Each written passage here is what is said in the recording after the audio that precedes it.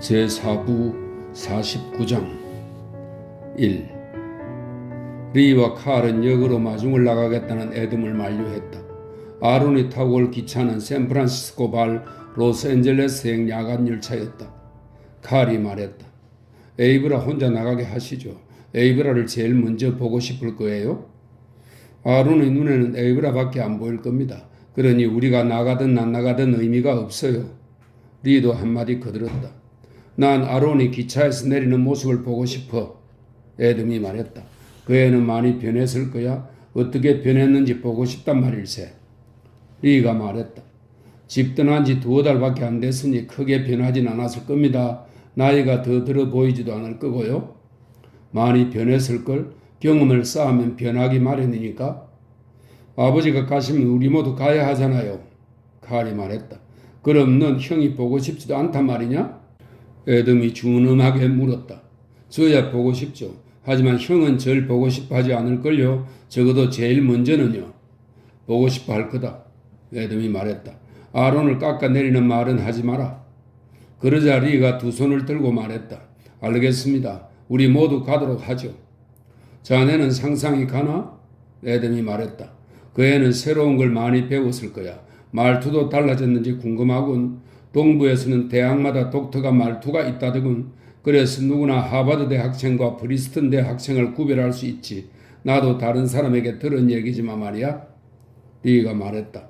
잘 들어봐야겠군요. 스탠퍼드 대학에서는 어떤 말씨를 쓰는지 궁금하네요. 그는 칼을 바라보고 미소 지었다. 에덤은 그것이 우습다고 생각지 않았다. 리, 아론 방에 과일을 갖다 놓았나? 그 애는 과일을 좋아해. 배하고 사과 그리고 머스켓 포도를 조금 갖다 두었어요. 그래, 아론은 머스켓 포도를 좋아하지. 이제야 기억이 나는군. 에덤이 중얼거렸다.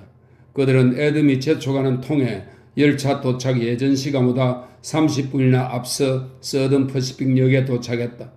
에이브라도 이미 와 있었다. 리 아저씨, 내일 저녁 식사는 함께 못할 것 같아요? 그녀가 말했다. 아버지가 집에 있으래요. 가능하면 빨리 갈게요. 좀 흥분한 것 같은데? 리가 말했다. 아저씨는 안 그러세요? 나도 그런 것 같다. 리가 말했다. 슬로 위쪽을 올리다 보렴 신호기에 녹색 불이 들어오는지. 열차 시각은 거의 모든 사람들에게 가슴 뿌듯함과 초조함을 안겨주기 마련이다. 저 멀리 슬로 위에 장치되어 있는 폐쇄 구간 신호기가 빨간색에서 녹색으로 바뀌고 헤드라이트 불빛이 커브를 돌아 정거장 쪽을 환히 비추면 사람들은 시계를 보며 소리치는 것이었다. 정각이다. 이 말 속에는 자랑스러움과 안도감이 깃들여 있다. 우리에게는 0.5초의 중요성이 점점 부각되고 있다. 인간의 활동이 날이 갈수록 서로 교차되고 통합됨에 따라 10분의 1초라는 것이 생기고 나아가 100분의 1초에도 새 명칭을 부여하게 되는 날이 분명 올 것이다. 그러다가 어느 날 이름 빌어먹을 그렇게 1초 2초 따져서 뭐 하자는 거야? 그게 무슨 대수라고 라고 두들대는 때가 올지도 모른다. 물론 나 개인적으로는 그렇게 생각지 않는다. 짧은 시간 단위에 집착하는 것은 절대 어리석은 일이 아니다. 어떤 일이 너무 늦거나 빠르게 되면 그 주위의 모든 것이 혼란에 빠지게 된다. 그리고 그 혼란은 잔잔한 연못에 던진 돌멩이 하나가 파문을 일으키듯 원을 그리며 외곽으로 퍼져나간다. 기차는 멈출 생각이 없는 듯 전속력으로 돌진했다. 기관차와 화물칸 몇 량이 지나가고 난 후에야 공기 브레이크에서 요란한 소리를 내면서 마침내 기차가 멈추어 섰다.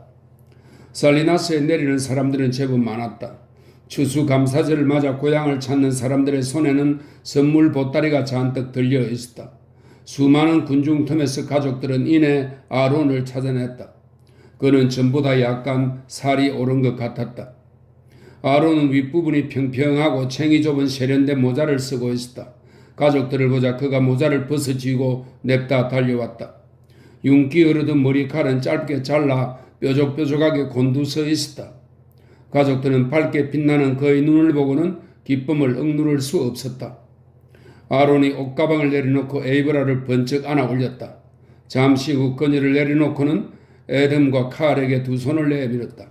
그리고 리의 어깨에 팔을 두르고 으스러지게 꼭 안았다. 집으로 돌아오는 길에 그들은 신나게 떠들어댔다. 잘 있었어? 좋아 보이는데? 에이브라, 넌 더 예뻐졌다. 안 그래? 그런데 왜 머리를 깎았지? 모두들 그렇게 하니까. 그래도 긴 머리가 보기 좋았는데. 그들은 중심가를 향해 걸음을 재촉했다.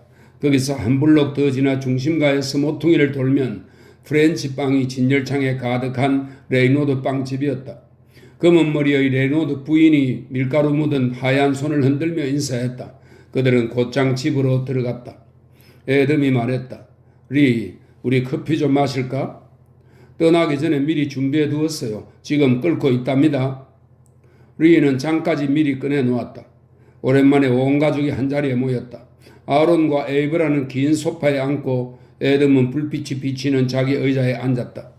리는 커피를 나르고 칼은 복도로 통하는 문 입구에 버티고 서 있었다. 잠시 침묵이 흘렀다.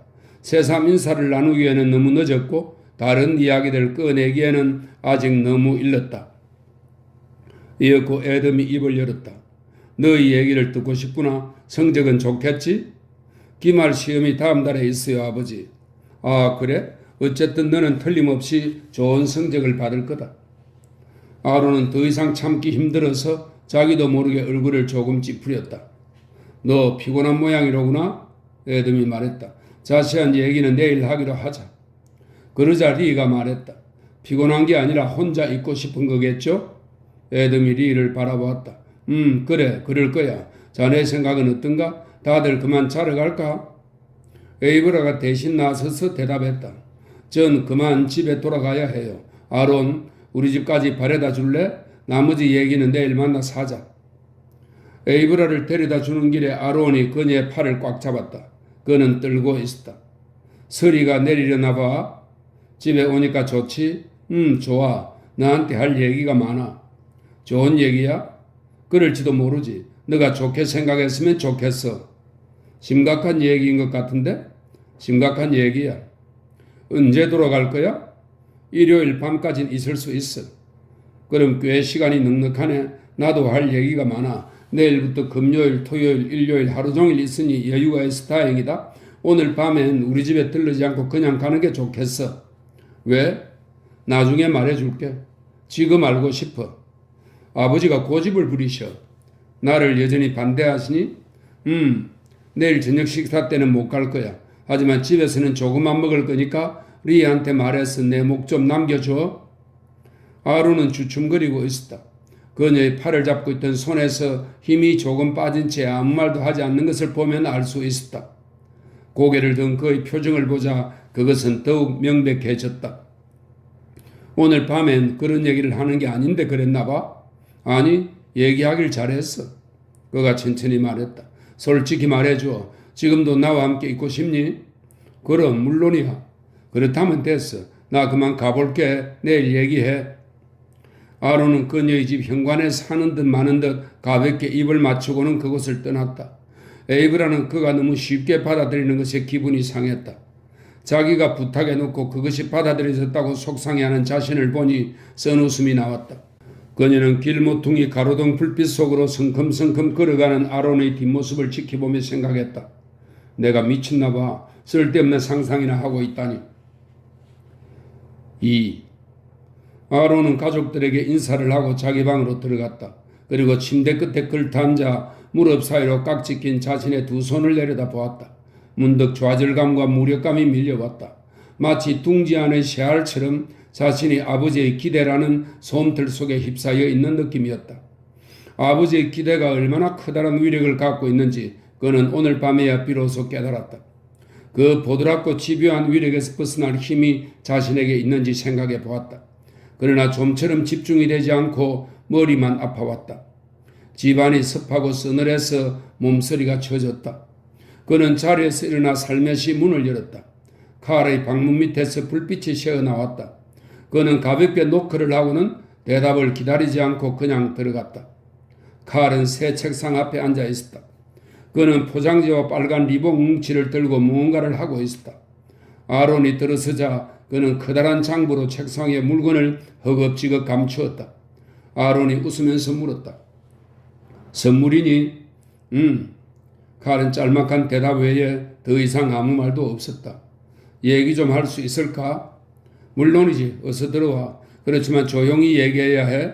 안 그랬다간 아버지가 오실 거야. 한순간도 놓치지 않으려고 하시거든. 아론은 침대에 걸터앉았다. 그가 너무 오랫동안 말이 없어서 칼이 먼저 입을 열었다. 무슨 일이야? 무슨 문제라도 생겼어? 아니, 아무 문제 없어. 그저 너와 얘기를 하고 싶었을 뿐이야. 칼, 나는 더 이상 대학에 다니고 싶지 않아. 이 말에 칼이 고개를 획 돌렸다. 뭐? 대학에 다니고 싶지 않다고? 왜? 그냥 다니기 싫어. 아직 아버지한테는 말하지 않았지? 엄청 낙담하실 거야. 내가 대학에 가지 않겠다는 것만으로도 충분히 실망하셨으니까. 그럼 대체 뭘 하고 싶은 건데? 농장을 넘겨받아 경영하고 싶어. 에이브라는 뭘 하는데? 오래전에 그 애도 그렇게 하고 싶다고 말했었어. 칼이 말했다. 농사일로는 돈을 벌 수 없어. 많은 돈을 바라지는 않아. 먹고 살 정도면 돼. 나는 아니야. 난 큰 돈을 벌고 싶어. 반드시 많은 돈을 벌고야 말겠어. 어떻게? 칼은 자기가 형보다 더 어른스럽고 확신에 차 있다고 느꼈다. 형을 보호해주고 싶다는 생각마저 들었다. 형이 학업을 계속한다면 내가 먼저 시작해서 기반을 닦아 놓을게. 형이 학업을 마치면 우리는 동업자가 될 수 있어. 나는 나대로 일거리를 갖고 형도 하고 싶은 일을 할 수 있잖아. 그럼 일이 잘 풀릴지 누가 알아? 나는 학교로 돌아가고 싶지 않아. 왜 내가 돌아가야만 하나 말이야? 아버지가 바라시니까. 그렇다고 해도 나는 돌아갈 수 없어. 칼이 형을 무섭게 노려보았다.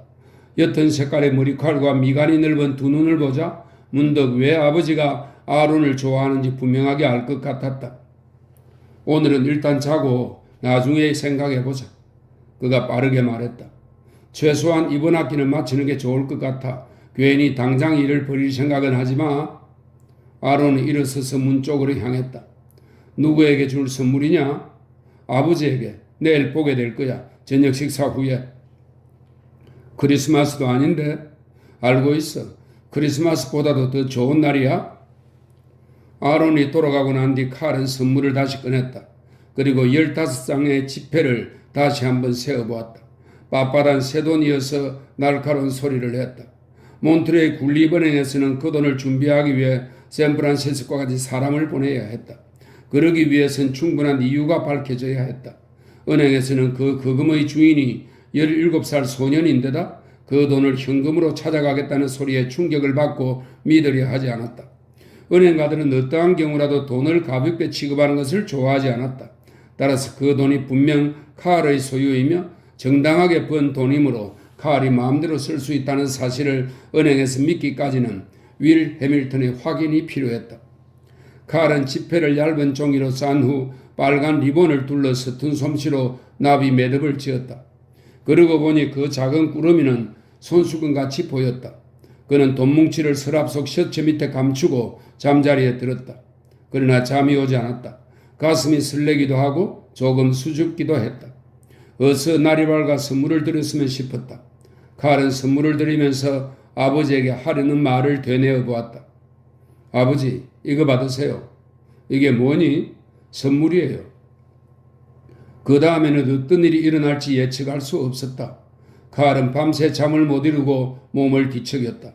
이윽고 동이 트자 일어나서 옷을 입고 살며시 집 밖으로 나갔다. 중심가로 나가자 마틴 영감이 빗자루로 도로를 쓸고 있었다. 최근 시의회는 자동차 구입을 논의하고 있었다. 마틴 영감이 그 차를 운전하기를 바랐지만 그렇게 될 수 있을지에 대해서는 회의적이었다. 좋은 자리는 모두 젊은 사람들의 차지였기 때문이다. 바시 칼루피의 쓰레기 마차가 지나가자 마틴 영감은 못마땅한 눈으로 그 뒤를 노려보았다. 기막힌 사업은 이탈리아 이민자들이 먼저 선수를 쳐서 자기들의 배를 불리고 있었다.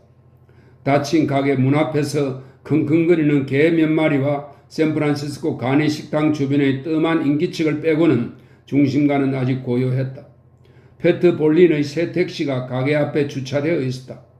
페트는 윌리엄슨의 아가씨들을 샌프란시스코행 아침 열차 시각에 맞추어 실어다 주기 위해 간밤에 밤을 새었던 것이다. 마틴 영감이 칼에게 소리쳤다. 이봐 젊은이, 담배 가진 거 있나? 칼은 걸음을 멈추고 뮤라즈 담배갑을 꺼냈다. 오, 고급 담배구먼. 난 승량도 없는데? 마틴 영감이 말했다. 칼은 노인의 반백수임에 불이 붙지 않도록 조심하면서 담뱃불을 붙여주었다. 마틴 영감은 빗자루에 기댄 채 담배를 빨며 서글프게 말했다. 재미는 모두 젊은 것들 차지이지. 나한테 운전을 맡기진 않을 거야. 무슨 말씀이십니까?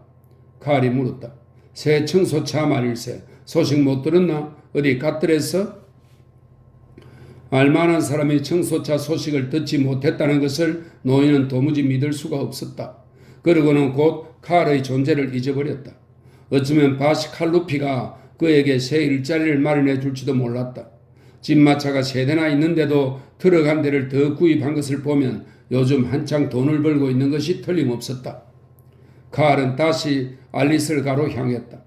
우체국에 들러 632번 우편함을 들여다보았다. 비어있었다. 어슬렁어슬렁 집으로 돌아와 보니 리가 벌써 일어나 커다란 칠면조에 속을 채워넣고 있었다. 밤을 새운 거니? 리가 물었다. 아니요, 산책 좀 하고 왔어요. 초조해서? 네, 그럴만도 하지. 나라도 그랬을 거다. 선물을 준다는 건 어려운 일이야. 하긴 받는 건 더 어렵긴 하지. 내 말이 우습게 들리지 안 그래? 같이 커피 마실까? 좋죠. 리가 손을 닦고 커피를 2잔 따랐다. 아론은 어떤 것 같니? 별일 없는 것 같던데요? 얘기 좀 나눠봤어? 아니요. 칼은 이렇게 대답하는 편이 나을 것 같았다. 사실대로 말했다가는 리가 더 자세히 알고 싶어 할 것이 틀림없었다. 그날은 아론의 날이 아니라 칼의 날이었다. 그는 자기 힘으로 이 날을 애써 만들었고 그런 만큼 완벽하게 자기의 날로 만들 결심이었다. 아론이 아직 잠이 들게 몽롱한 눈으로 들어봤다. 리 아저씨, 오늘 저녁 식사는 몇 시에 할 거죠? 글쎄, 3시 30분이나 4시쯤이 어떨까? 5시쯤 하면 안 될까요? 아버지가 좋다고만 하면 그렇게 하지. 그런데 왜? 그 이전에는 에이버라가 올 수 없거든요. 아버지께 말씀드릴 게 있는데 그때 에이버라도 함께 있었으면 싶었어요. 그럼 그렇게 하자꾸나. 리가 말했다. 칼은 벌떡 일어서서 자기 방으로 갔다. 그는 전기 스탠드가 켜진 책상 앞에 앉아 용솟음치는 불안과 분노에 어쩔 줄 몰라야 했다. 아론은 힘도 안 들이고 나의 날을 빼앗으려 하고 있다. 결국 오늘은 아론의 날이 될 거다. 그는 갑자기 극도의 수치심을 느꼈다. 그래서 2 손으로 눈을 가리고 중얼거렸다. 이건 질투심이야. 지금 형을 질투하고 있는 거야. 난 원래 이런 놈이야. 하지만 질투 따윈 하고 싶지 않아. 그는 같은 말을 몇 번이고 되뇌었다. 마치 입 밖으로 내뱉어서 그것을 부셔버리려는 것 같았다. 질투, 질투, 질투, 질투. 그러다가 급기야 자책을 하기 시작했다. 난 왜 아버지께 돈을 드리려고 하는 걸까? 그게 순수하게 아버지를 위한 것일까? 윌 해밀턴은 내가 아버지를 매수하려는 거라고 말했지. 그건 떳떳하지 못한 일이야. 내게서 순수한 구석이라고는 찾아볼 수 없어. 나는 지금 형에 대한 질투심에 빠져 허우적거리고 있으니까. 왜 사실을 사실로서 인정하지 않으려는 걸까? 그는 쉰 목소리로 중얼거렸다. 왜 정직하지 못하지? 아버지가 형을 좋아하는 이유를 나는 알고 있어. 형이 어머니를 닮았기 때문이지. 아버지는 그 여자를 단념하지 못한 거야. 스스로 의식하지 못할지도 모르지만 사실은 사실이야. 아버지가 그것을 알고 있을까? 지금 난 그 여자에 대해서도 질투하고 있는 거야. 이 돈을 갖고 그냥 도망쳐버릴까? 그들은 나를 그리워하지도 않을 거야. 얼마 지나면 내가 존재했다는 사실조차 있겠지. 리를 제외하고는. 하지만 네가 나를 좋아하는지도 알 수 없어. 좋아하지 않을지도 몰라. 그는 2 주먹을 이마에 얹었다. 아론도 이렇게 자기 투쟁을 할까? 아니, 그렇지 않을 거야. 하지만 또 누가 알아? 직접 물어볼까? 아니, 형은 대답하지 않을 거야. 칼의 마음은 자신에 대한 분노와 연민으로 기울었다. 어디선가 새로운 목소리가 들려왔다. 차갑고 냉소적인 목소리였다. 너가 정직하다면 왜 스스로를 학대하며 즐기고 있다고 말하지 못하는가? 그게 사실일 텐데 왜 있는 그대로의 너 자신이 되지 못하고 너가 하고 싶은 대로 행동하지 못하는가? 칼은 이런 생각에 충격을 받았다. 즐기고 있다고? 물론이다. 스스로 자신을 학대함으로써 다른 사람으로부터 학대받는 것을 막고 있다. 그는 마음을 굳혔다. 아버지께 돈을 드려라. 단 가벼운 마음으로 드려라. 어디에든 의존하지 마라. 무엇이든 예견하지 마라. 그저 돈을 드리고 곧장 잊어버리라. 지금 당장 잊어라. 드려라. 오늘을 아론에게 주어라. 오늘을 아론의 날이 되게 하라. 못할 것도 없지 않은가? 그는 벌떡 일어나 부엌으로 갔다.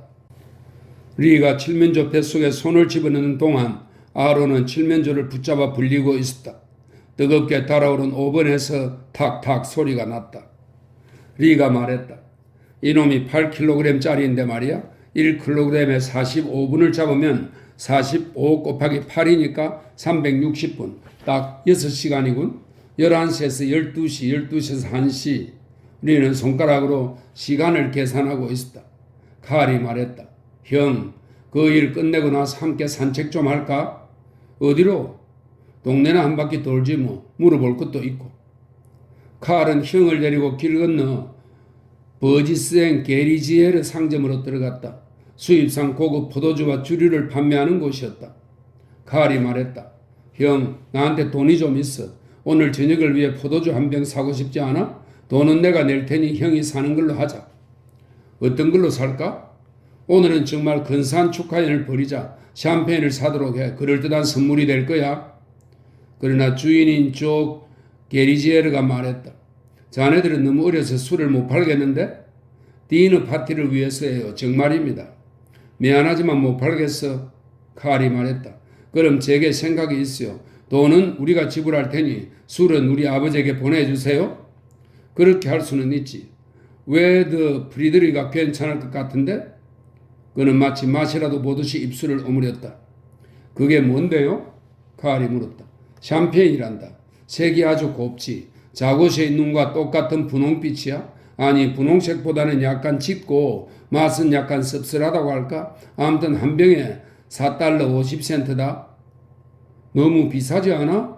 아론이 물었다. 당연히 비싸야지. 칼이 소리내어 웃었다. 그럼 3병만 보내주세요 아저씨. 그러고는 아론을 향해 말했다. 형이 드리는 선물이야. 3. 칼에게는 그날 하루가 한없이 길기만 했다. 집 밖으로 나가고 싶었으나 그럴 수도 없었다. 11시에 애덤은 문이 닫힌 징병위원회 사무실로 나가 다음번 심사가 예정된 젊은이들의 기록을 검토했다. 아론은 무척 차분해 보였다. 그는 거실에 앉아 철진한 리뷰 오브 리뷰스지의 만화를 보고 있었다. 부엌에서는 칠면조 굽는 냄새가 풍겨나와 온 집안을 가득 채웠다. 칼은 자기 방으로 가서 선물을 꺼내 책상 위에 올려놓았다. 그러고는 선물과 함께 드릴 카드를 쓰기 시작했다. 칼렙이 아버지께 애덤 트레스크 귀하, 칼렙 트레스크 올림. 그는 이렇게 쓴 2장의 카드를 모두 갈기갈기 찢어 변기에다 버리고 물을 내렸다. 그는 생각했다. 왜 이걸 꼭 오늘 드려야 하지? 내일 조용히 아버지에게 가서 이거 받으세요 하고 드린 뒤 그냥 돌아 나올 수도 있잖아. 그게 훨씬 쉬울 거야. 아니야. 그는 큰 소리로 중얼거렸다. 다른 사람들이 보는 앞에서 드리고 싶어. 그래야만 했다. 하지만 그 생각을 하니 가슴이 답답하고 손에는 무대 공포증 환자처럼 진땀이 배었다. 칼은 아버지가 유치장에서 자기를 빼내주었던 그 아침을 생각했다. 그날 느꼈던 아버지의 다정함과 친밀감은 결코 잊을 수 없는 것이었다. 그리고 아버지의 신뢰도. 난 너를 믿는다 라고 아버지는 말씀하셨다. 갑자기 마음이 한결 가벼워진 느낌이었다. 오후 3시쯤 애덤이 귀가하는 소리가 났다. 조금 후에는 거실에서 조용조용히 대화를 나누는 소리도 들렸다. 칼도 아버지와 형 사이의 대화에 끼어들었다. 애덤이 말했다. 이제 시대가 변했단다. 전문가가 되지 않으면 할 일이 없어. 너가 대학에 지나간 걸 반긴 이유도 바로 그 때문이지. 아론이 말했다. 저도 그 문제에 대해서 생각해 봤습니다. 그러나 여전히 확신이 서질 않아요. 이제 그만 생각하렴. 먼저 선택한 길이 오라. 아비를 봐라. 나는 다방면에 걸쳐 조금씩은 알고 있지만 한 가지도 제대로 깊이 아는 것이 없지라니. 요즘 세상에는 그래서 먹고 살 길이 없단다. 칼이 조용히 와서 앉았다. 애덤은 미처 그를 보지 못했다. 생각에 푹 빠져 있었기 때문이다. 자식이 성공하기를 바라는 건 자연스러운 일이다. 게다가 너보다는 내가 이 세상을 더 잘 알지도 모르잖니? 그때 리가 거실적으로 고개를 내밀고 말했다. 부엌 저울이 고장났나 봅니다. 생각보다 칠면조가 훨씬 빨리 익었어요. 8kg짜리가 못 되는 게 틀림없어요. 애덤이 리에게 말했다. 식지 않게 잘 덮어두게. 그러고는 말을 이었다. 작고한 세뮤얼 해밀턴은 이런 날이 오리라고 예견했어. 만능 철학자는 있을 수 없다고 말이다. 한 사람이 다 흡수하기엔 이 세상 지식의 양이 너무 방대하지. 그래서 개인은 오직 한 분야만을 좀 더 전문적으로 익히게 될 거라고 그는 생각했었단다. 맞아요. 리가 문득에 선채 말했다. 그분은 그 사실을 개탄했죠. 아니, 정오하기까지 했어요. 지금 같아도 그럴까? 애덤이 물었다. 리가 그 실로 들어왔다. 들어오기 전 그는 오른손에 커다란 국자를 들고 국물이 카페 위에 떨어질까봐 왼손을 큰 모양으로 오므려 국자 밑을 받치고 있었다. 그러나 정작 그 실에 들어와서는 깜빡 잊고 국자를 흔들다가 칠면조 기름방울을 바닥에 떨어뜨렸다. 그렇게 물었으니 잘 모르겠다고 밖에 답할 수가 없군요. 그분이 시대를 정오했는지 아니면 제가 그분 대신 정오하고 있는 건지 잘 모르겠습니다. 흥분하지 말게, 애덤이 말했다. 무슨 문제든 자네와는 더 이상 토론을 벌일 수 없을 것 같군. 자네가 늘 고깝게 받아들이니까. 지식은 많아지고 사람은 작아지는지도 모르죠. 원자 앞에 굴복하고 난 후로 사람의 영혼도 원자만큼 쪼그라들고 있는 것 같습니다. 전문가란 좁다란 자기만의 울타리 바깥 세상은 내다보기 두려워하는 겁쟁이에 불과한지도 모릅니다. 전문가가 놓치고 있는 걸 생각해 보세요. 울타리 너머의 모든 세상을 놓치고 있는 셈이죠. 우리는 먹고 사는 문제에 관해서만 얘기하고 있는 걸세. 먹고 사는 문제라면 곧 돈을 말하는 거군요. 리가 흥분하여 말했다. 원하는 게 돈이라면야 벌기는 쉽지요. 몇몇 예외는 있지만 사람들이 원하는 건 돈 자체가 아닙니다. 사람들은 사치와 사랑과 찬양을 원하죠. 그럴 수도 있지. 그럼 자네는 대학에 가는 걸 반대하나? 지금 우리가 얘기하는 건 바로 그 문제야. 죄송합니다. 주인들은 말 맞다나 제가 너무 흥분했나 보네요. 대학에 가는 걸 반대하지는 않습니다. 대학이 이 세상과 자신과의 관계를 발견하기 위해 가는 곳이라면요. 어때? 그런 곳인가? 아론, 대답 좀 해봐. 모르겠어요. 아론이 말했다. 부엌에서 씩씩거리는 소리가 들렸다. 이런 칠민조 내장이 끓어 넘치나 보네. 리가 이렇게 중얼거리고는 재빨리 부엌으로 달려갔다. 애덤이 다정한 눈길로 그의 뒷모습을 바라보며 말했다. 좋은 사람이야. 아주 좋은 친구지. 아론도 한마디 거들었다. 아저씨가 100살까지 사셨으면 좋겠어요. 그 말에 애덤이 끌끌 웃었다. 이미 100살이 넘었을지도 모르지. 칼이 물었다. 아버지, 제빙 공장은 어떻게 돼가요? 그럭저럭 잘 되고 있다. 약간의 이윤도 내고 있지. 저한테 진짜 이윤을 늘릴 수 있는 2-3가지 아이디어가 있어요. 오늘은 그만두렴. 애덤이 잘라 말했다. 그 얘긴 오늘 말고 월요일에 하도록 하자. 지금 끝나는 오늘처럼 기분이 좋은 적이 없었다. 지금 내 기분은 뭐랄까 무언가를 성취한 듯한 뿌듯한 느낌이다. 어쩌면 간밤에 잠을 푹 자고 상쾌하게 목욕을 했기 때문일지도 모르지. 아니면 이렇게 온 식구가 한자리에 평화롭게 모였기 때문일 수도 있고. 그는 아론에게 미소를 지었다. 우리는 너가 집을 떠나고 난 후에야 우리에게 너가 어떤 존재였는지 깨닫게 되었단다. 저도 집이 그리웠어요. 처음 며칠 동안은 거의 죽을 만큼 힘들었죠. 아론이 말했다. 바로 그때 에이브라가 달려 들어왔다. 뺨이 발갛게 달아오른 것이 무척이나 행복해 보였다. 토로산에 내린 눈을 보셨어요? 그래 봤다. 애덤이 말했다. 풍년의 징조라고들 하던데 우리도 그 덕을 좀 봤으면 좋겠구나. 집에서는 식사를 하는 둥 마는 둥 하고 왔어요. 여기서 많이 먹으려고요? 에이브라가 말했다. 리는 멍청한 노인처럼 요리가 신통치 않은 것에 대해 사과했다. 가스 오븐은 장작 스토프만큼 화력이 좋지 않고 신품종 칠면조도 옛날 칠면조에 비해 맛이 떨어진다고 구시렁거렸다. 누군가가 리에게 칭찬을 받으려는 노인처럼 군다고 말하자 리도 그만 다른 사람들과 함께 웃음을 터뜨리고 말았다. 푸딩이 들어오자 애덤이 샴페인을 터뜨렸다. 그리고 격식을 차려 샴페인을 따랐다. 사뭇 진지한 분위기가 테이블에 감돌았다. 다 함께 서로의 건강을 기원하는 축배를 들었다. 에돔이 에브라의 건강을 빌며 한마디 했다. 그녀의 눈은 빛났다. 아론이 식탁 밑으로 에브라의 손을 잡았다. 살짝 술기운이 돌자 칼은 불안한 마음이 한결 가라앉는 듯 했다. 더 이상 선물에 대한 걱정도 없어졌다. 에돔이 푸딩을 다 먹고 나서 말했다. 이렇게 즐거운 추수감사절은 처음이다. 칼은 주머니에서 재빨리 리본을 맨 작은 꾸러미를 꺼내 아버지에게 내밀었다. 이게 뭐냐? 에돔이 물었다. 선물이에요. 에돔은 기뻐했다. 크리스마스도 아닌데 선물을 다 받다니 뭔지 궁금한걸? 손수건인가 보네? 에브라가 말했다. 에돔은 어설픈 리본 매듭을 풀고 종이를 벗겼다. 그리고 그 안에서 난 돈을 물끄러미 내려다 보았다. 뭐예요? 에브라가 궁금한 듯 자리에서 일어났고 아론도 앞으로 몸을 굽혔다. 문턱에 서 있던 리는 걱정스러운 마음을 내색하지 않으려고 애쓰고 있었다. 그는 칼을 힐끗 바라보았다. 그의 눈에는 기쁨과 승리의 빛이 역력했다. 에돔은 아주 천천히 손가락을 움직여 지폐들을 부채처럼 쫙 펼쳤다. 그의 목소리는 아주 먼 곳에서 들려오는 듯 했다. 이게 뭐냐 이게? 그는 말을 잇지 못했다. 칼은 마른 침을 삼켰다. 그건 제가 번 돈이에요. 아버지께 드리려고. 상추에 대한 보상을 해드리려고요. 에돔은 천천히 고개를 들었다. 너가 벌었다고? 어떻게?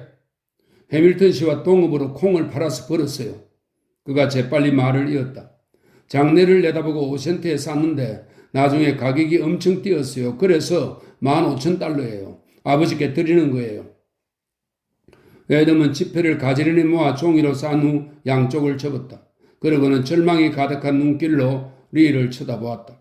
그 순간 칼은 불길한 느낌이 들었다. 온 세상이 무너지는 듯한 느낌이었다. 가슴 깊은 곳에서부터 구역질이 올라오는 듯 했다. 아버지가 말하는 소리가 들렸다. 이 돈을 돌려주어라. 칼은 전처럼 아주 멀리서 나오는 듯한 자신의 목소리를 들었다. 돌려주라고요? 누구한테요? 너에게 돈을 주었던 사람한테. 영국 구매관한테요? 그럴 수 없어요. 그들은 전국을 돌아다니면서 12달러 50센트의 콩을 사들이고 있는걸요. 그럼 너가 사기친 농부들에게 돌려줘. 제가 사기를 쳤다고요? 칼이 소리쳤다. 시장 가격보다 파운드당 2센트나 더 주었어요. 사기친 게 아니라고요.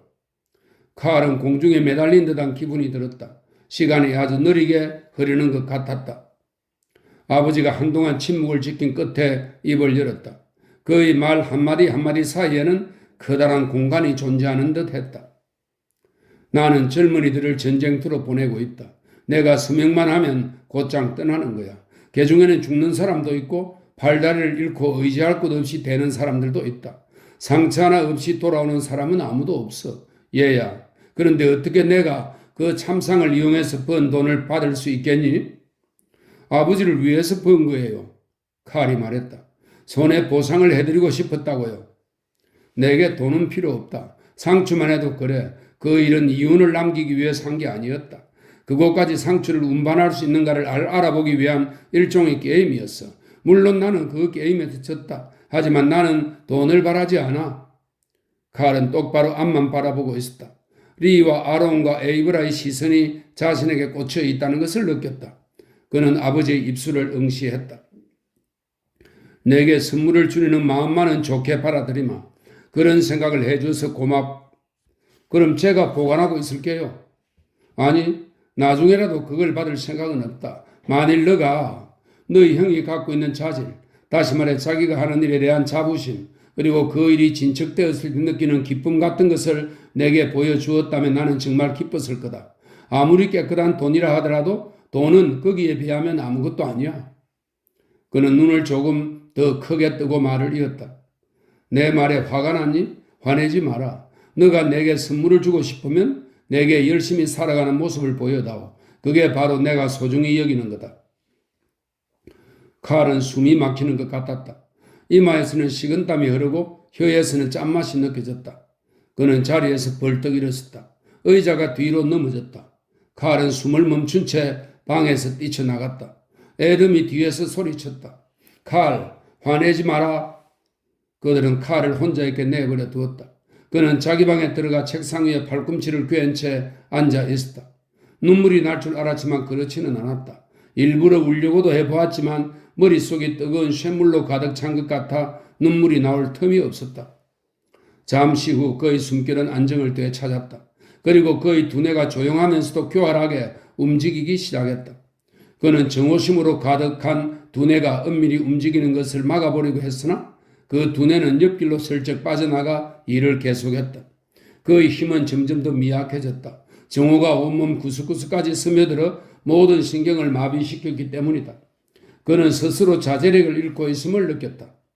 마침내 자제력과 두려움이 모두 사라지자 그의 두뇌가 고통스러운 승리감에 도취되어 울부짖었다. 그의 손은 연필을 쥐고 앞지 위에 촘촘한 나선행을 수없이 그려갔다. 1시간 후 리가 방에 들어왔을 때 그 나선행은 수백 개에 이르렀고 그 크기는 점점 작아져 있었다. 칼은 여전히 고개를 들지 않았다. 리가 조용히 문을 닫고 말했다. 커피 좀 가져왔는데?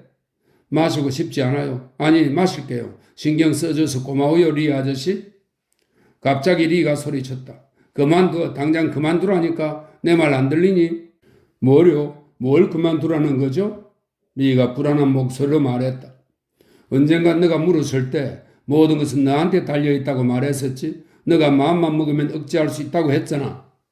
뭘 억제한다는 거예요? 무슨 얘기인지 난 모르겠어요. 리가 말했다. 내 말이 안 들려? 내가 하는 얘기가 제대로 안 들리냐고. 칼, 내가 무슨 말을 하는 건지 정말 모르겠니? 소리는 들리지만 무슨 뜻인지는 모르겠어요. 칼, 아버지는 그러실 수밖에 없었단다. 전승이 그런 분이니까 그분이 아는 건 그 길밖에 없었던 거야. 선택의 여지가 없었던 거지. 그러나 너는 달라, 칼. 이제 내 말이 무슨 말인지 알겠니? 너에겐 선택권이 있단 말이다. 나선행은 점점 작아지면서 마침내 까만 점이 되어 빛났다. 칼이 차분하게 말했다. 아무것도 아닌 일을 두고 괜한 법석을 뜨시는 거 아니에요? 아저씨가 잘못 짚으셨어요. 아저씨는 지금 내가 살인이라도 저지른 것 같은 말투로 말씀하시는데요. 제발 그러지 마세요. 그러지 말라고요, 아저씨. 방 안은 고요했다. 잠시 후 칼이 고개를 돌렸을 때 방에는 아무도 없었다. 서랍장 위에 놓인 커피잔에서 김이 모락모락 피어올랐다. 칼은 뜨거운 커피를 마시고는 거실로 갔다. 아버지는 미안한 얼굴로 그를 올려다 보았다. 칼이 말했다. 죄송해요, 아버지. 아버지가 어떻게 생각하실지는 미처 몰랐어요. 그는 벽난로 장식 위에 놓인 돈뭉치를 집어 안주머니에 도로 집어넣었다. 이 돈을 어떻게 처리해야 좋을지 생각해 볼게요. 칼은 아무렇지도 않은 듯 물었다. 다들 어디 갔죠? 아론은 에이브라를 데려다 주러 갔고 리도 나간 모양이다. 저도 산책이나 다녀올게요. 칼이 말했다. 4. 그 11월의 밤도 저물어 가고 있었다. 칼이 현관문을 벌컥 열자 길 건너 프렌치 세탁소의 하얀 담벼락을 배경으로 리의 어깨와 머리 윤곽이 보였다. 리는 계단에 앉아 있었다. 두꺼운 코트를 입고 있어서인지 둔해 보였다. 칼은 문을 가만히 닫고 거실로 돌아와서 말했다. 샴페인을 마셔서 그런지 목이 마르네요. 아버지는 그를 쳐다보지도 않았다. 칼은 부엌문으로 살짝 빠져나가 시들어가는 리의 채소밭을 지났다. 높다란 담장을 타고 넘자 시커먼 물 웅덩이 위를 가로지르는 외나무 다리가 나왔다. 그는 다리를 건너 캐스트로빌가에 있는 철물점과 랭스 빵집 사이 길로 걸어갔다. 그는 가톨릭 성당에 있는 스톤가에서 왼쪽으로 돌아 캐리아가 시내와 윌슨 시내, 자발라 시내 집을 지난 다음 센트럴 애비뉴에 있는 스타인백 시내 집 앞에서 다시 왼쪽으로 꺾었다. 거기서 두 블록을 걸어 올라가다가 다시 왼쪽으로 돌아 서부학교 옆을 지나갔다. 학교 운동장 앞의 미루나무들은 잎이 거의 다 떨어져 벌거숭이가 되어 있었다. 노랗게 시든 채 남아있던 나무잎 몇 개마저도 저녁 바람에 흩날려 빙빙 원을 그리며 떨어졌다. 칼은 무감각한 심정이었다. 산에서부터 서리가 내리고 있어서 공기가 몹시 차가워진 것도 느끼지 못했다. 세 블록쯤 떨어진 저쪽에서 아론이 가로등 밑을 지나 그를 향해 걸어오고 있는 것이 보였다. 걸음걸이와 몸짓으로 보아 그는 형이라는 사실을 알아차렸다. 아니, 굳이 그런 이유가 아니더라도 그냥 알 수 있었다. 칼은 걸음을 멈추었다. 그리고 아론이 가까이 다가왔을 때 말했다. 형을 찾으러 나왔어. 아까 오후에 많이 속상했지? 아론이 말했다. 형인들 어쩔 수 없었겠지. 그냥 잊어버려. 그는 돌아서서 형과 나란히 걸었다. 칼이 말했다. 형하고 같이 갈 데가 있어. 보여줄 게 있거든? 뭔데? 아마 깜짝 놀랄걸? 그래도 아주 재미있어. 형도 흥미를 갖게 될 거야. 시간이 오래 걸리는 거 아니야? 아니, 별로 안 걸려. 잠깐이면 돼. 그들은 센트럴 애비뉴를 지나 캐스트로빌 가로 향했다. 5. 산호세 징병사무소의 문은 보통 아침 8시에 엑셀 대인 중사가 와서 열었다. 그가 조금 늦을 경우에는 캠프 하사가 이를 대신했는데 캠프는 그런 일로 불평을 하지 않았다. 사실 엑셀이 유별난 것은 아니었다. 스페인전과 독일전 사이의 평화 신의 시대에 군복무를 한 탓에 그는 냉혹하고 무질서한 민간인들의 생활에 제대로 적응하지 못했다. 두 차례의 군복무 사이에 공백기인 한 달 동안 사회생활을 체험해보고는 그 사실을 깨달았다. 평화시대에 두 차례에 걸쳐 군대 생활을 한 바람에 그는 실전에는 결코 적합지 않은 군인이 되어버렸고 나름대로 전투를 회피하는 방법을 터득했다. 산호세 징병사무소에 근무하게 된 것도 그 결과물 중 하나였다. 그는 리치네 집 막내딸과 놀아났는데 그녀가 사는 곳이 바로 산호세였다. 캠프 하사는 군 경험이 많은 것은 아니었지만 기본 규칙은 알고 있었다. 그래서 고참 하사관들과는 가깝게 지내고 장교들은 가능한 한 멀리했다. 엑셀대인 중사가 은근슬쩍 괴롭힐 때 크게 개의치 않은 것도 그런 이유에서였다. 8시 30분에 대인 중사가 사무실에 출근했다. 캠프 하사는 책상에 엎드려 잠을 자고 그 옆에 지친 얼굴의 애띤 젊은이가 앉아서 기다리고 있었다. 대인은 젊은이를 헐끗 바라보고는 의자 뒤로 돌아가 캠프의 어깨에 손을 얹었다. 이봐 친구, 종달새가 지저귀는 새아침이 밝았어? 캠프는 팔에 묶고 있던 고개를 들고는 손등으로 코를 한번 훔치더니 재치기를 했다. 착하기도 하지. 이제 그만 일어나라고. 중사가 말했다. 손님이 오셨잖아.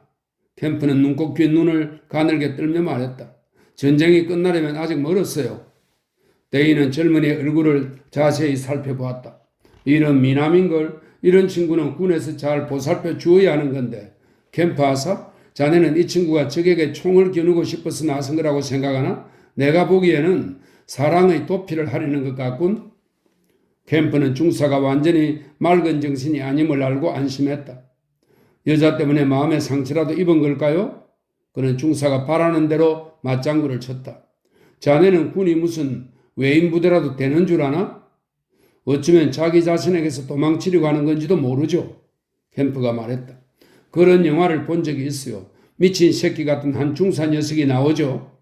설마 그럴 리가. 대인이 말을 이었다. 젊은이 일어서 봐. 18살이라고? 정말이야? 네, 그렇습니다. 대인은 부하에게 몸을 돌렸다. 자네 생각에는 어때? 체격만 크면 나이쯤이야 상관없죠. 중사가 말했다. 18살이라고 칠 테니 나중에 딴소리 하면 안 돼? 알겠나? 알았습니다. 이 서류를 기입하게 몇 년도에 태어났는지 잘 따져봐서 적어. 그리고 절대 잊어버리면 안 돼. 알겠나?